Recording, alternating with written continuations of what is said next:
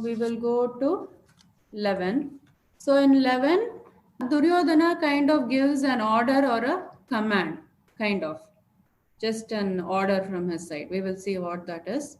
Ayaneshu cha sarveshu yata bhagamavastitaha bhishmamevabhirakshantu bhavantas sarva eva hi. So what is he saying? Ayaneshu. Ayaneshu means in all strategic points. Also, cha, also, sarveshu, everywhere. Yata bhagam, as you are arranged. Everybody is in a specific formation, like how in a football match you have like the forward and you have specific positions, right? So they also have specific positions. So as you are arranged like in specific locations, avastitaha is situated. Why is he talking about this? He says Bhishma eva abhirakshantu. So you must protect Bhishma. So you must certainly protect. Eva is certainly. So abhirakshantu should give the protection to Bhishma. Bhavanta, you. Sarva eva hi. Sarva, all of you, certainly. So he is saying, all of you, wherever you are located, whichever position you are in, must protect Bhishma because he knows that Bhishma is invincible, right? So he cannot die that easily and he cannot be defeated as well. So he feels that his first strategy should be to protect Bhishma. So all of you protect Bhishma.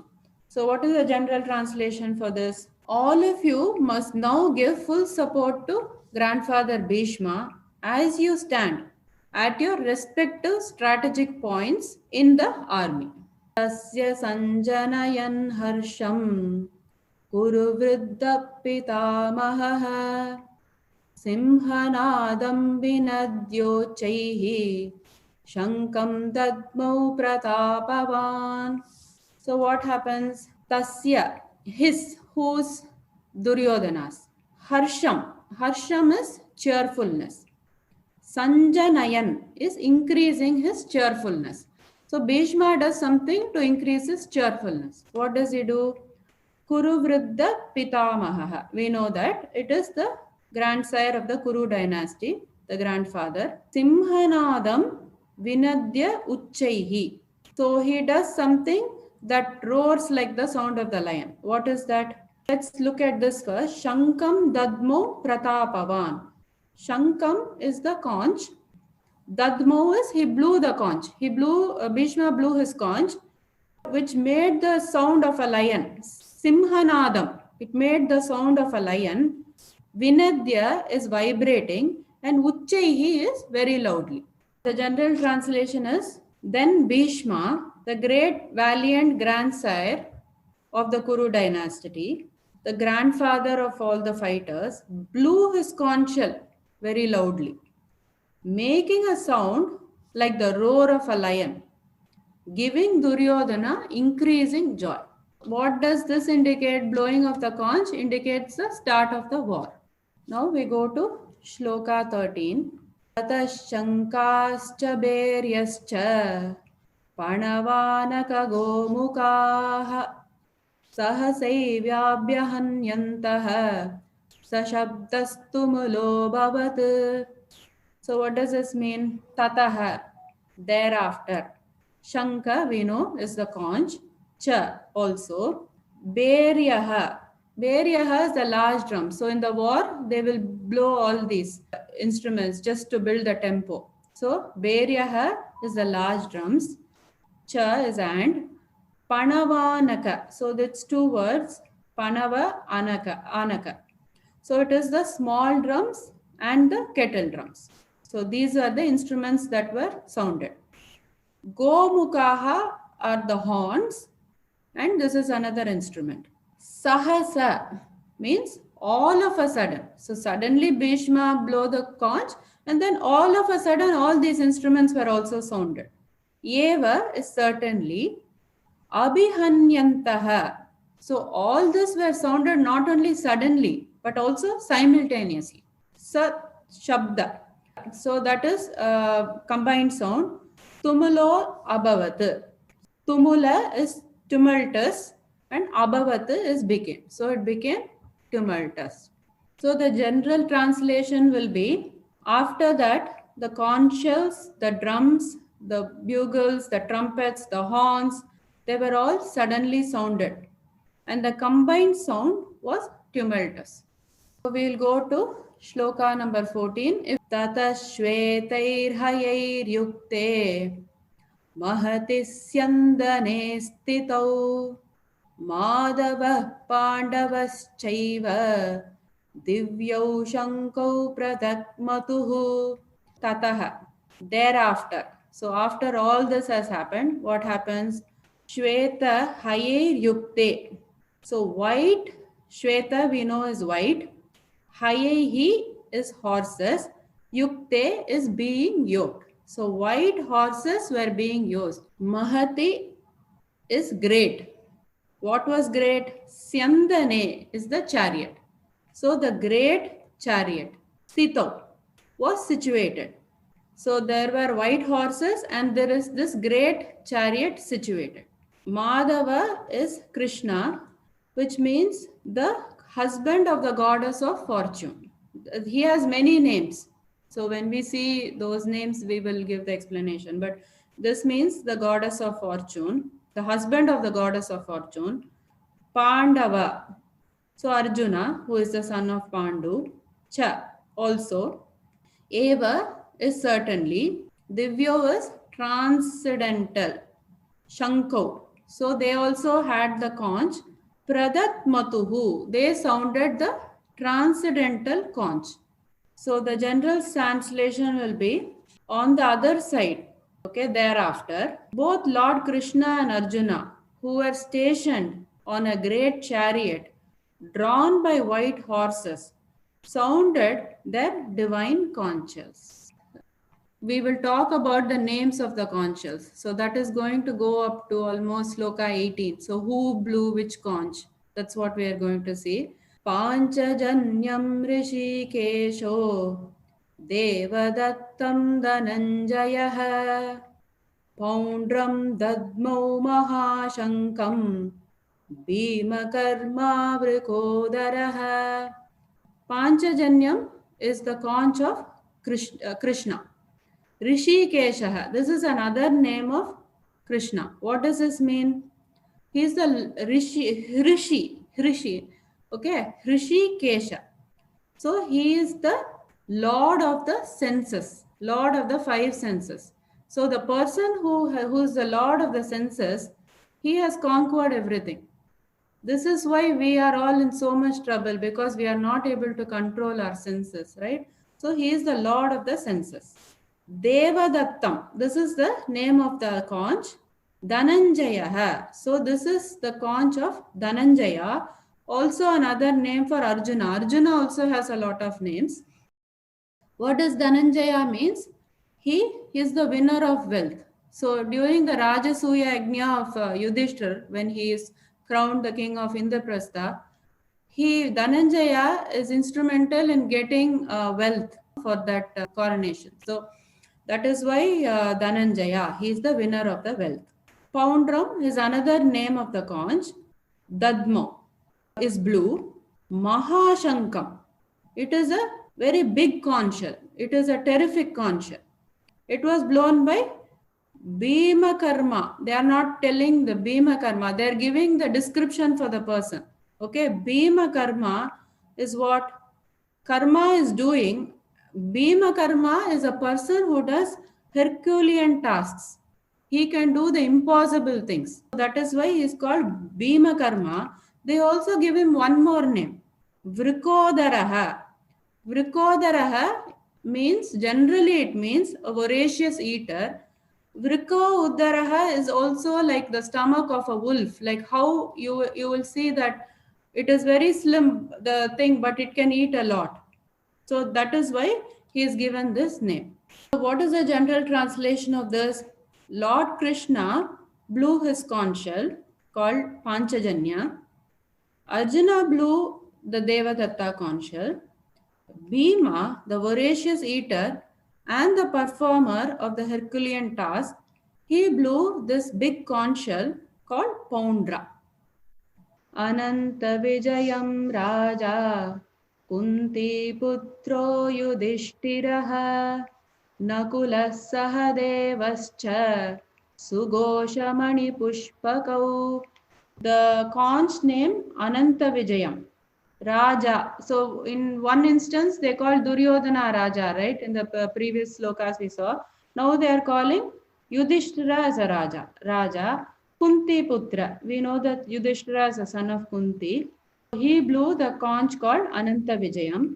And Nakula and Sahadeva, they blew the conches called Sugosha and Mani Pushpakau respectively. Sloka 17. कास्यश्च परमेश्वासः Shikhandi च महारथः दृष्टद्युम्नो विराटश्च सात्यकिश्चापराजितः. Again it talks about the conch shells blown by the various people.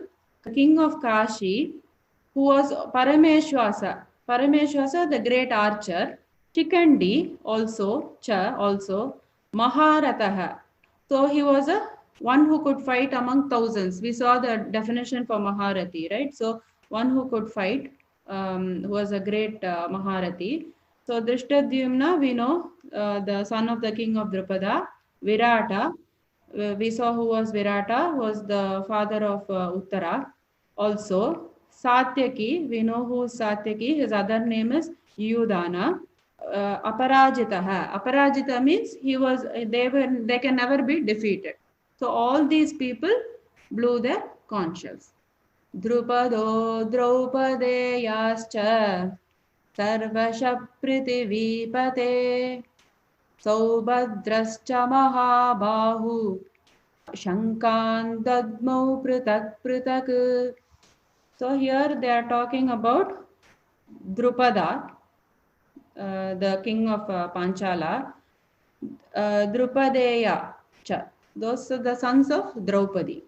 Sarvasha, all. Prithivipate. Prithivipate is the king. So which king are they talking about? Dhritarashtra. Sanjaya is talking to Dhritarashtra. So he is telling, O king. These are all also the other people who blew their conches. Saubhadra is the Abhimanyu, son of Subhadra, also Mahabahu.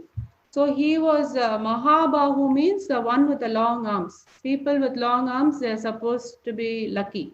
So he was called as a person with the mighty arms. Shankan is again the conches. Dadmau is blue. Pritak Pritak. So they blew each of them separately. Shloka 19. Sagosho Dhartarashtranam Hridayani Vyadarayat Nabascha Prithivim Chaiva Tumulobhyanunadayan. Sa is that. Goshaha is the vibrations. Dhartarashtranam. So the sons of Dhritarashtra, the Dhartarashtrana. Hridayani Vyadarayat. So Hridayani is the hearts. What happened to their hearts? Vyadarayat means shattered. It shattered the hearts of the Kauravas. So as I said to you before, Sanjaya is not only able to see what is happening, he is able to read people's minds. So he said that this had a terrible effect on them because somewhere below they have this feeling that they are going to lose. So Hridayani Vyadarayat, it shattered their hearts. And what did the sounds do? Nabascha Prithivin Chaiva. Naba is the sky and Prithvi is the earth. So it vibrated in the sky and in the earth. Tumulo it was uproarious. It was very loud. That is why it resounded in the sky and in the earth. Abhyanunadayan is resounding. So the general translation of this is the blowing of these different conch shells became uproarious.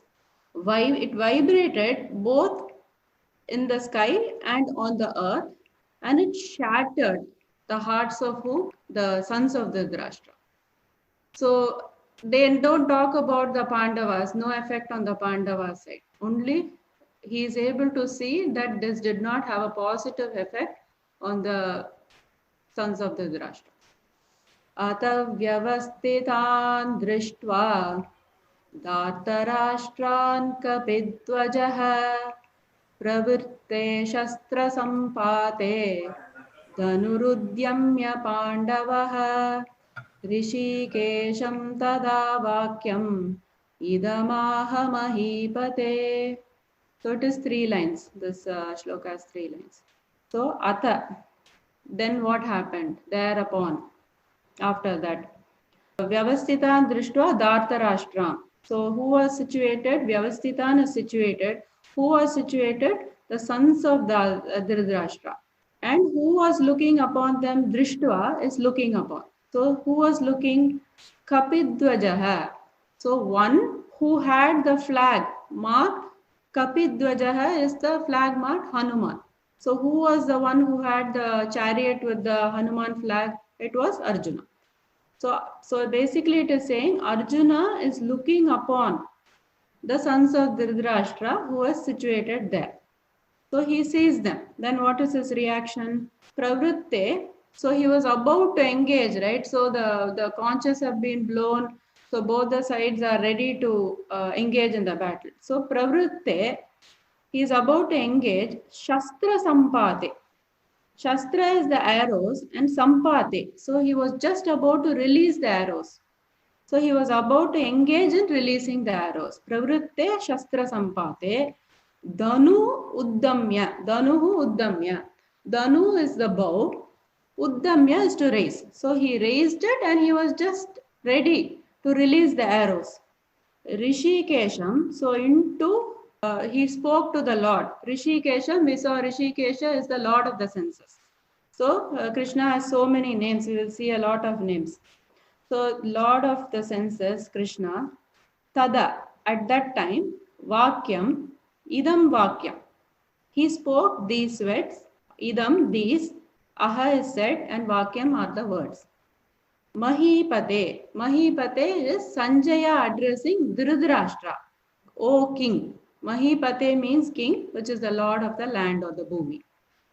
So the general translation is, at that time, Arjuna, the son of Pandu, seated in the chariot, bearing the flag marked Hanuman, that we have to assume seated in the chariot is not given in the shloka, but we are just assuming, took up his bow and prepared to shoot the arrows. O king, after looking at the sons of Dhritarashtra, Arjuna then spoke to Lord Krishna the following words. So he is going to say some things.